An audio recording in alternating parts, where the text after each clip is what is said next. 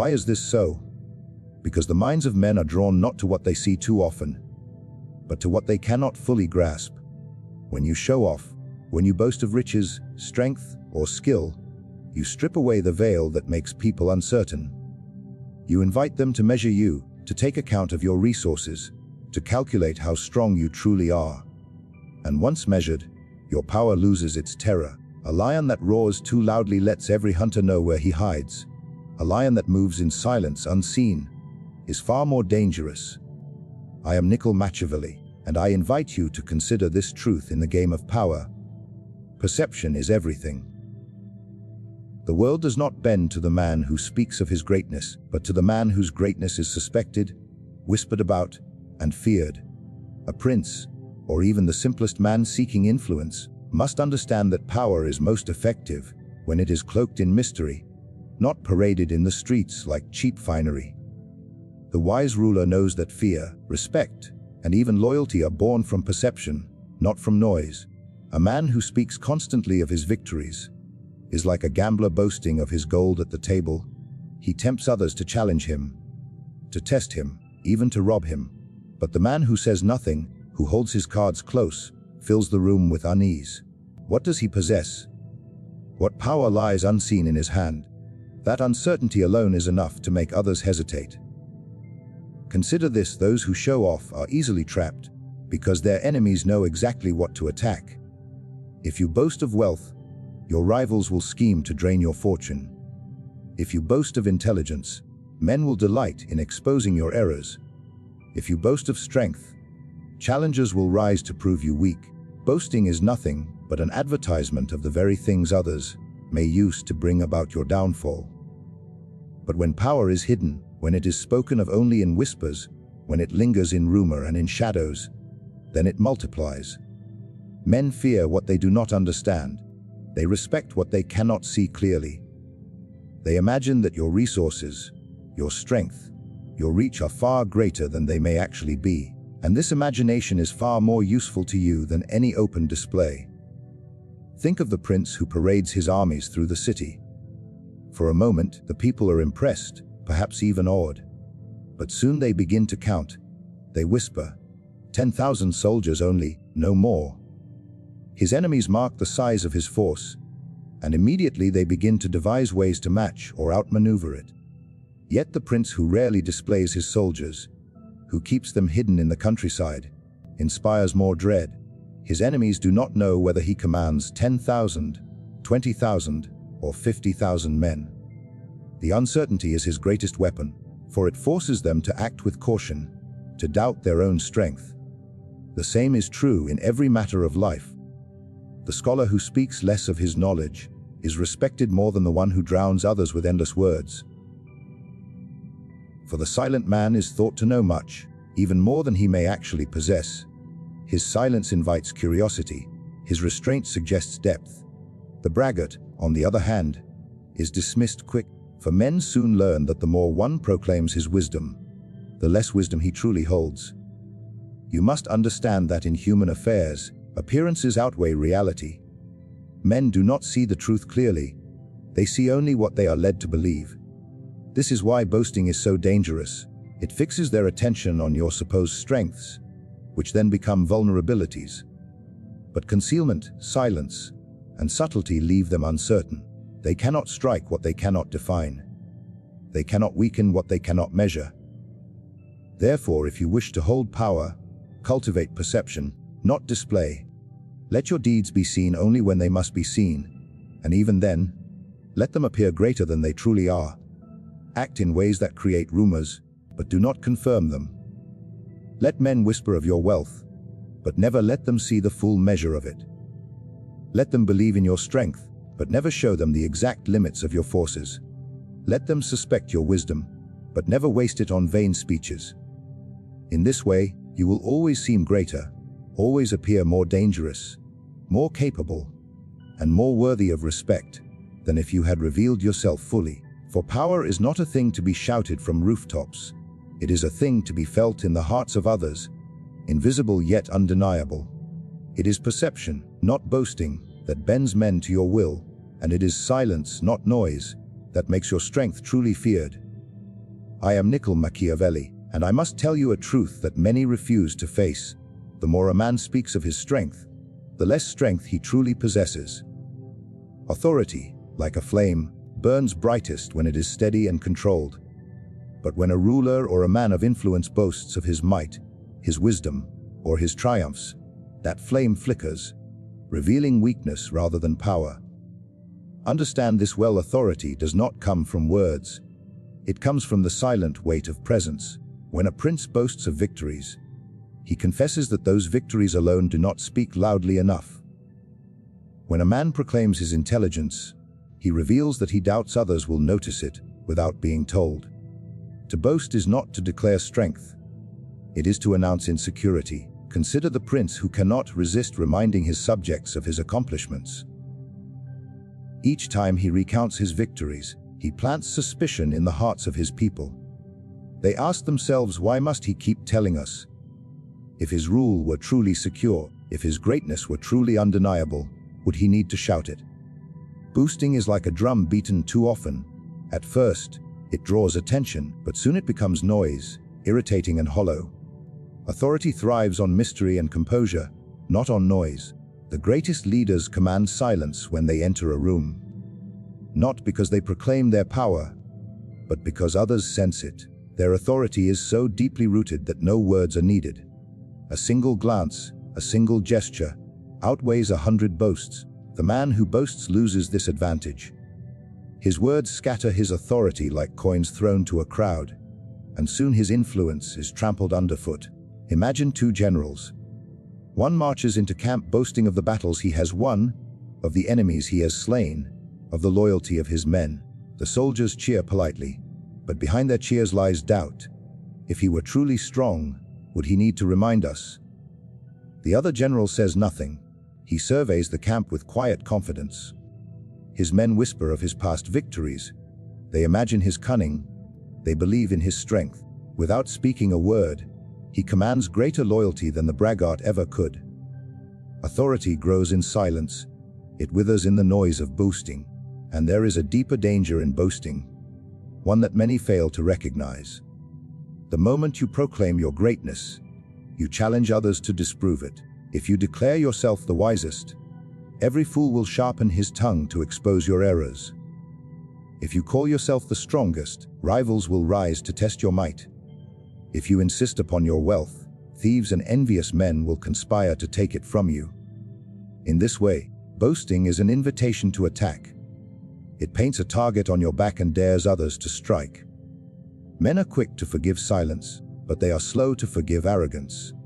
Authority requires a delicate balance between fear and respect, but boasting disrupts this balance. Those below you grow resentful, for your words remind them of their inferiority. Your equals grow envious, for your pride makes them feel small. Even your allies grow uneasy, for they see in your boasting the seed of hubris.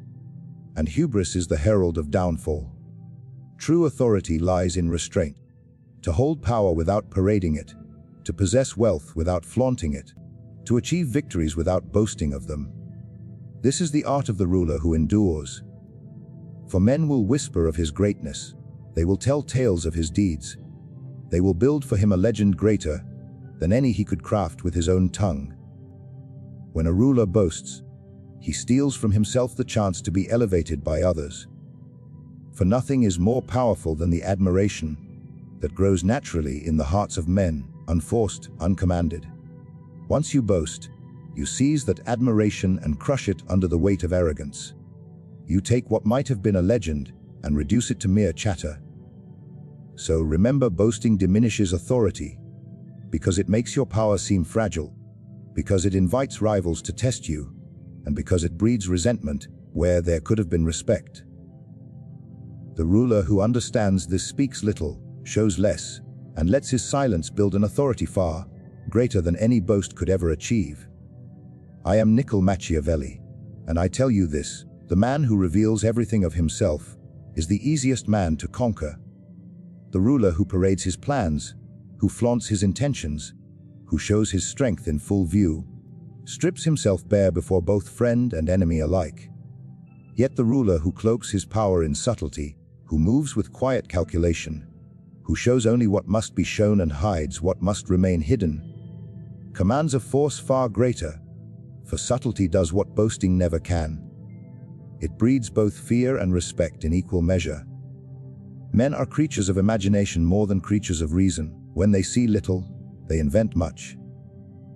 When they are left uncertain, they fill the silence with their own fears. A man who makes a loud display of his power gives his rivals certainty, and certainty emboldens them. But the man who acts subtly, who does not reveal the limits of his strength, becomes an object of suspicion and dread. His enemies are forced to ask, how deep is his cunning? How vast are his resources? How far does his influence reach? And because they do not know, they hesitate, and in that hesitation lies his triumph. Think of the leader who, in public, speaks rarely, and when he does, speaks with careful measure. He does not shout, he does not brag, he does not place his power upon the table for all to see. Instead, he lets silence hang, lets men wonder what thoughts dwell behind his eyes. This silence alone becomes a weapon. For men fear what they cannot read, they respect what they cannot predict, and they bow before the one whose depth they cannot measure. The subtle ruler needs no loud commands, for his restraint commands more loyalty than endless speeches ever could. Subtlety has another effect. It keeps your enemies divided. When you act openly, you give your rivals a clear path to unite against you. They know your strength, they know your ambitions, they know how to strike. But when you act with subtlety, when your movements are quiet and your intentions concealed, you sow doubt among them. One wonders if you are friend, another suspects you as foe, a third waits to see which way you lean. In this uncertainty, alliances crumble, suspicion grows, and your enemies waste their strength in mistrust. All because you revealed little and concealed much. Even among allies, subtlety commands respect. Men grow wary of those who speak constantly of their greatness, for such men appear desperate for validation. But they admire the one who lets his actions, carefully chosen and perfectly timed, speak for him. They respect the man who withholds more than he reveals, because restraint suggests mastery. It tells them this man does not need to prove himself. His silence proves him already strong. Subtlety also creates a sense of inevitability. When you move without announcing your steps, when you act without warning, your successes appear sudden and overwhelming. Men are caught unprepared, and in their shock, they ascribe to you more genius, more strength, more foresight than you may truly possess. What was merely a quiet calculation becomes, in their eyes, the work of extraordinary brilliance. Thus, subtlety magnifies your achievements, turning small victories into legendary feats. And understand this: men fear what is hidden more than what is seen.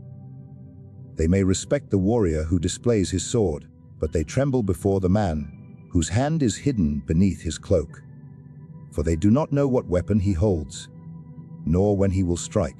So too with rulers and men of influence. The one who reveals all invites attack, but the one who conceals his intentions forces others to tread carefully, to move with hesitation, to treat him with caution. This caution is respect born of fear, and it is far stronger than admiration born of boasting. Even in personal dealings, subtlety holds power. The man who listens more than he speaks, who observes while others reveal themselves, gathers knowledge without surrendering his own. He becomes the one everyone underestimates, yet everyone secretly fears, for they realize too late that while they have exposed their hand, he has kept his concealed. And when the moment comes, his strike is decisive because no one prepared for it. The great error of men is to believe that being seen is the same as being powerful. But visibility is weakness, for it exposes you to judgment, envy, and attack. Subtlety, however, transforms you into a shadow, ever present, never grasped, always feared. Respect clings to the man who speaks less, who reveals less, who acts without warning. Fear surrounds him, because no one knows his limits, and in not knowing, they assume the worst. Thus, subtlety does not merely protect power, it multiplies it. It allows you to move when others are paralyzed by uncertainty. It forces men to treat you with a respect greater than your true strength deserves. And it ensures that your enemies, blinded by doubt and suspicion, destroy themselves long before they can ever hope to destroy you. I am Niccolò Machiavelli, and I tell you this without hesitation. Nothing multiplies your enemies faster than showing off. A ruler who flaunts his wealth, a soldier who brags of his victories, a man who parades his knowledge. All of them think they win admiration, but in truth, they stir envy, resentment, and hatred. And these are far more dangerous than open opposition, because they work in silence, growing in the hearts of men, until they burst forth as treachery, rebellion, or betrayal. You must understand the nature of men. They do not admire endlessly. They admire for a moment, and then they turn bitter. When you show off your power, your riches, or your triumphs, you remind them of their own weakness, their own poverty, their own failures, and though they may clap for you in public, in secret they plot against you. For what men cannot match, they often seek to destroy. Consider the prince who parades his wealth before his subjects, believing it will make them love him. At first they marvel at his gold, his palaces, his feasts. But soon the people whisper, "He grows fat while we starve. His riches are built upon our labor." What began as admiration turns swiftly into hatred, and the prince who thought to win loyalty by display instead creates resentment that gnaws at the foundations of his rule. Or take the warrior who boasts of his victories. His peers applaud him at the banquet hall, but each man grows restless at hearing the same tales. The more he boasts, the more his equals desire to bring him down, to prove themselves greater, to see his pride humbled. Thus his boasting breeds rivals, where silence would have bred allies. The warrior who keeps his triumphs modestly hidden is praised by others, for his restraint elevates him. But the warrior who shouts his triumphs is soon surrounded by challengers, eager to see him fall. Even wisdom, when shown off, creates enemies. A scholar who constantly displays his knowledge makes others feel small, diminished in his presence. Instead of inspiring respect, he awakens jealousy. Men whisper, "He thinks himself wiser than us all." Let us find the flaw in his words. Let us expose the cracks in his reasoning. His pride becomes their fuel, and where he might have gathered students, he gathers adversaries instead, for men would rather hate the proud than follow the wise. Understand this well. The moment you show off, you declare yourself above others, and men do not love those who stand above them. They tolerate them only until they can pull them down. Showing off isolates you. It turns equals into rivals, allies into critics, subjects into conspirators.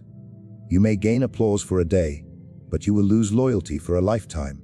A ruler must remember that true power thrives not on admiration, but on loyalty and fear. Loyalty comes from respect, and respect comes from modesty and restraint.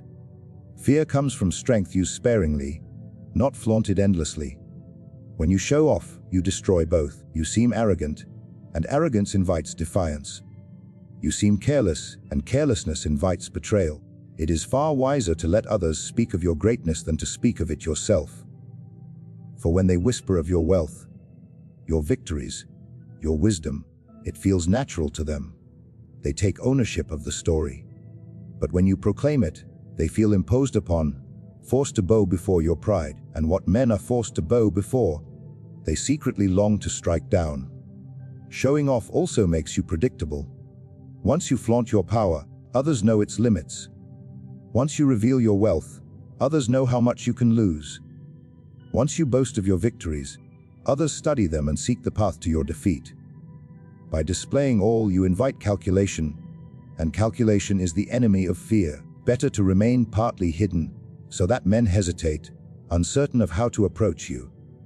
Enemies do not always strike in open battle. Often they strike in whispers, in schemes, in alliances formed in shadows. The more you show off, the more fuel you give them. The jealous man joins with another jealous man, united not by love for each other, but by hatred of you. And soon, what began as applause for your greatness ends as a chorus of voices plotting your downfall. This is why wise rulers, cunning generals, and shrewd men of influence avoid the temptation of display. They know that pride paraded before the world is a sword thrust into their own chest. They know that envy is a more dangerous enemy than any army. And that envy is born directly from showing off, and they know that the silence of modesty builds fewer enemies, while the noise of arrogance builds many. I am Niccolò Machiavelli, and let us gather all that has been spoken. Power lies not in boasting, but in perception. The man who shows off weakens his own authority, for words of pride betray insecurity. Subtlety, resilience create the fear and respect that loud displays can never achieve. And above all, remember this: showing off does not win allies. It breeds envy, resentment, and enemies who wait for the moment to strike. If you desire to rule, if you wish to endure, conceal more than you reveal, let your deeds speak rarely, and let your strength be felt, not flaunted.